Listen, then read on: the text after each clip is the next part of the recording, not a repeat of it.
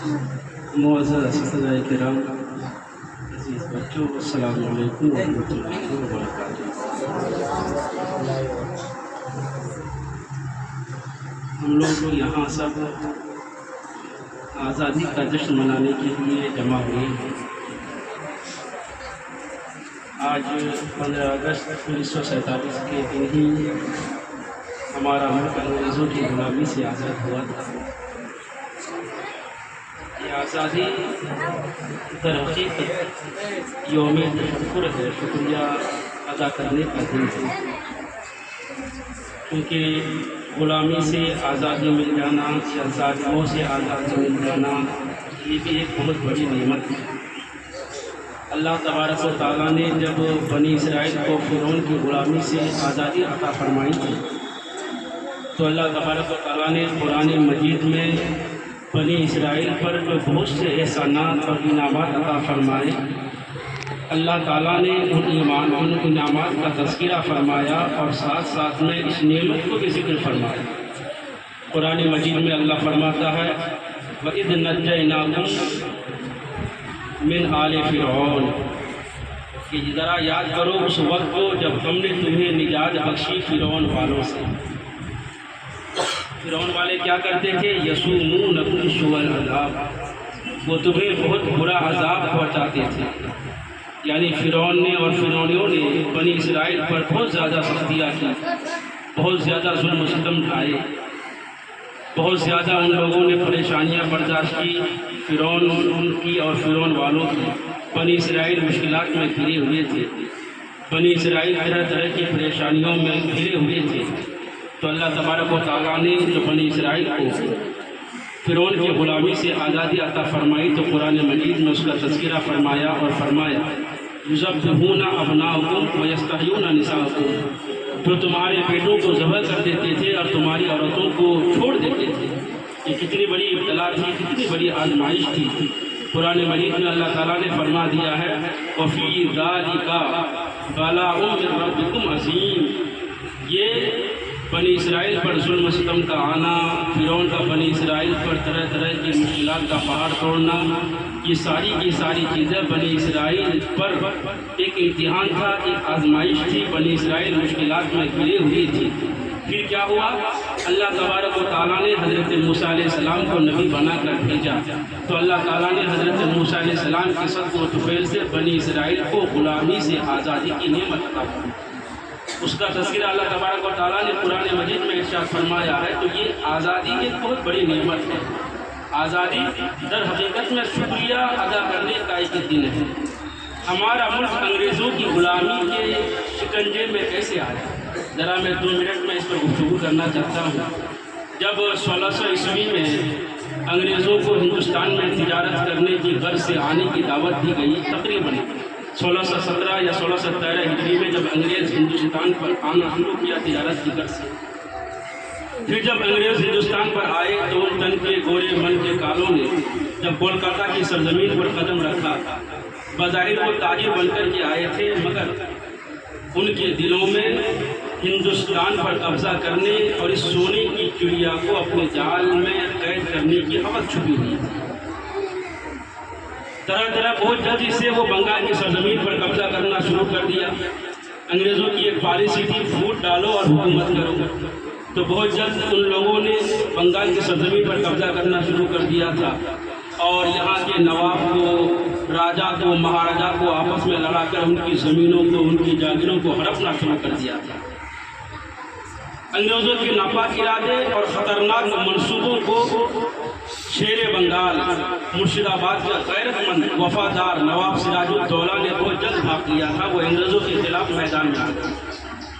انگریزوں کے خلاف چھوٹی موٹی لڑائیاں مسلمانوں کے ساتھ ہوتی رہی، مسلمان انگریزوں کو شکست سے دوچار کرتے رہے، لیکن پلاسی کا میدان یہ مسلمانوں کی وطن سے محبت اور جنگ آزادی کے لیے گواہ بن گیا کہ پلاسی کے میدان میں نواب سراج الدولہ نے انگریزوں کے خلاف برسر پیکار ہوا تھا، انگریزوں کو خوب للکارا تھا، مگر نواب سراج الدولہ کو کیا معلوم تھا کہ اسی کا ایک وزیر، اسی کی فوج کا ایک سپہ سالار جس کا نام میر جعفر تاریخ میں ملتا ہے، وہ انگریزوں سے مل چکا تھا وہ وطن فروش ثابت ہوا، وہ غدار وطن ثابت ہوا، اس نے اپنے زمین کو بیچا، وہ پوشیدہ طور پر انگریزوں سے مل چکا تھا۔ جب نواب سراج الدولہ جیت کے بالکل قریب تھا پلاسی کے میدان میں، تو اس غدار وطن نے اسی وقت غداری کی، اور پھر ہندوستان کا یہ ثبوت آزادی ہند کا پہلا ہیرو شیر بنگال نواب سراج الدولہ کو اسی وقت مار دیا۔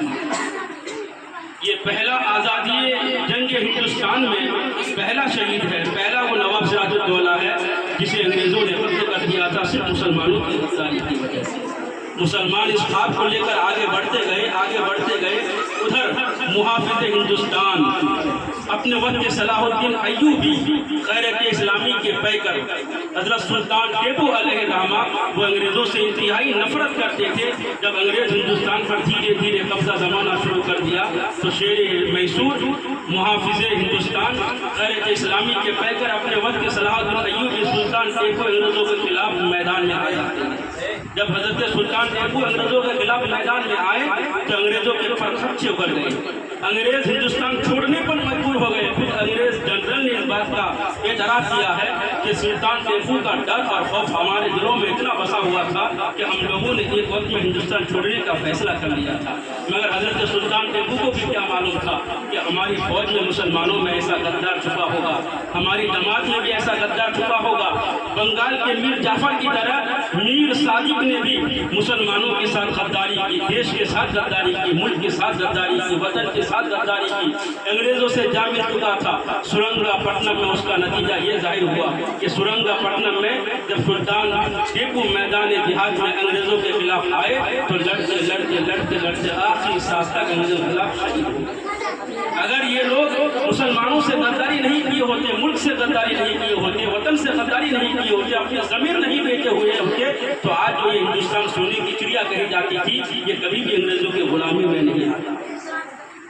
1757 سے لے کر کے 1947 تک تقریباً 200 سالہ دور ملتا ہے۔ ان 200 سالوں میں 100 سال انگریزوں کے خلاف اگر کوئی لڑتے ہوئے نظر ہمیں آتے تو وہ صرف مسلمان نظر آتے، مگر افسوس کی بات ہے آج تاریخ آزادی ہند سے مسلمانوں کے ناموں کو غائب کیا جا رہا ہے، تاریخ کے صفحات سے مسلمانوں کے نام و نشان کو مٹایا جا رہا ہے۔ جب منظم طور پر 1857 عیسوی میں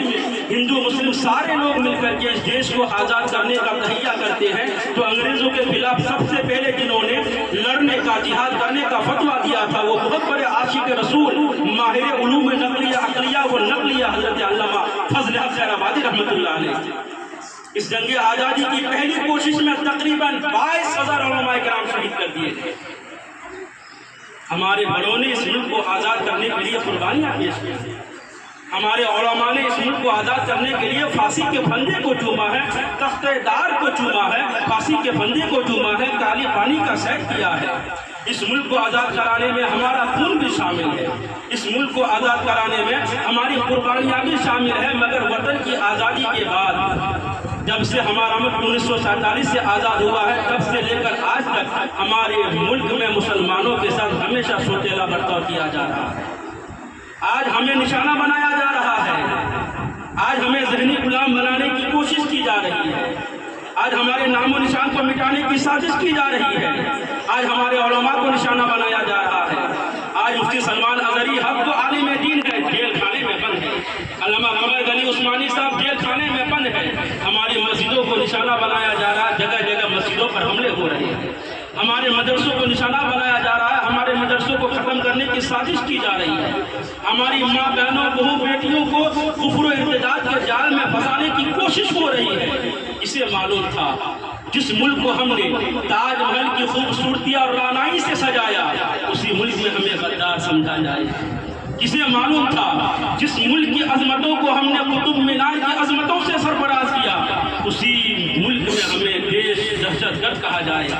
کسے معلوم تھا جس ملک کو ہم نے لال قلعہ کی عظمتوں سے سجایا تھا اسی ملک میں ہمیں غدار کہا جائے گا، کسے معلوم تھا جس ملک کو ہم نے امن و شانتی کا گہوارہ بنایا تھا وہی ملک آج ہمارے لیے جہنم قدہ ثابت ہوگا، کسے معلوم تھا جس ملک کو آزاد کرانے کے لیے ہمارے علماء نے کبھی کالے پانی کا سیک دیا، جو کبھی پھانسی کے پھندے کو چوما، جو کبھی تخت دار پر لٹک گئے، کبھی قربانیاں پیش کی، کسے معلوم تھا آج اسی ملک میں علماء کو جگہ جگہ نشانہ بنایا جائے گا. اگر ہمیں معلوم ہوتا انجام محبت کا نہ دل ہی دیے ہوتے نہ پیار کیا ہوتا. وطن آزاد ہونے کے بعد ملک ہندوستان کی اکثریت ہمارے ساتھ اس طور پر ملی کہ جس طرح وطن کے لوگ ہم سے ملے اس طور پر آزادی کے بعد، جس طرح کوئی بے حس باپ دوسری شادی کے آج آزادی کے بعد سے ہی ہمیں مسلسل نشانہ بنایا جا رہا ہے. مگر ہم اس دیش کے وفادار ہیں، اس دیش کے غدار نہیں ہیں. ہم اس دیش کے لیے لڑنا جانتے ہیں، مرنا جانتے ہیں، مٹنا جانتے ہیں. اگر ہم مر بھی جائیں گے تو اس دیش کی خوشبو و وفا ہماری مٹی سے بھی آئے گی. شاعر نے کہا ہے کہ مر کر بھی نہ نکلے گی دل سے وطن کی الفت، مر کر بھی نہ نکلے گی دل سے وطن کی الفت، ہماری مٹی سے بھی خوشبو و وفا آئے گی. وما علینا الا البلاغ. السلام علیکم.